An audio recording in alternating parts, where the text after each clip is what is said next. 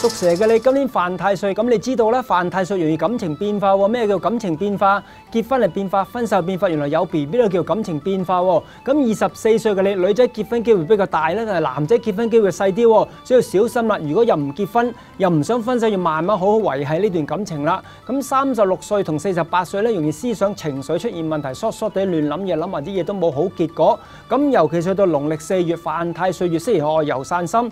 如果你生喺3月6之後8月8之前，我哋叫做平命或者係熱命嘅人，適宜去呢個西北方。咁咩叫西北方啊？咁如果以呢度嚟計，香港啊、台灣啊、韓國、日本全部都叫北方，西方係歐洲或者美加東岸都叫西方。咁相反，你生喺8月8之後3月6之前咧，就去東南方旅行喎。咁東南方選擇就比較少啦。咁呢度下邊可能係印尼啊、澳洲、紐西蘭，再遠啲啊南美洲或者南非咧，叫做南方啦。唔好去錯方向喎，如果唔係有反效果嘅喎。咁仲要啦，每一個犯太歲嘅生肖咧，每年都跟住有2粒星，一個叫劍鋒，一個叫伏屍，受金屬所傷。咁今年仲要多個叫做血印，容易流血損傷喎。所以農曆4月同埋10月適宜捐血或者洗牙去化解。咁仲有粒星叫子背，明槍易擋，暗箭難防。子背背後講你是非，督你背脊，你又唔知邊個喎，想擋你都擋唔到。咁唯有自己盡力做好自己啦。不過又唔使驚，原來今年有2粒吉星，一個叫天解，一個叫解神，逢凶化吉去減低凶星嘅力量㗎。所以今年雖然犯太歲，但係其實主要係情緒問題，唔係運氣問題。咁運氣咧要睇翻你究竟係寒命人、熱命人定係平命人喎。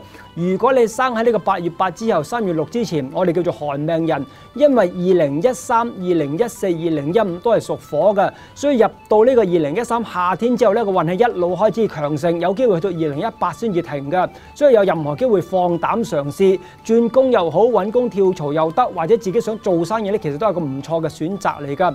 咁相反，如果你生喺5月6之後8月8之前，叫做熱命人，因為你個命係忌火㗎。咁13、14、15都係屬火，唔係你嘅年嚟㗎，所以而家份工做到幾唔如意都好啦。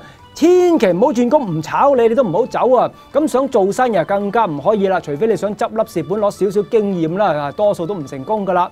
咁如果生喺3月6之後5月6之前係平命人，咁雖然13、14、15運氣唔係幾好，但係因為一生比較平穩，都唔會太差嘅。所以記住，屬蛇嘅你叫做一喜擋三災，無喜心情或特別留意農曆4月情緒唔穩定。萬一真係有負面思想咧，你要提醒自己，唔係有時係個腦諗到有事啫。Hello， 嗨，收音的觀眾朋友，大家好，我是羅賓。在這新的一年即將來臨的這一刻呢，我羅賓誠心的祝願大家身體健康，事事順利，心想事成，恭喜恭喜！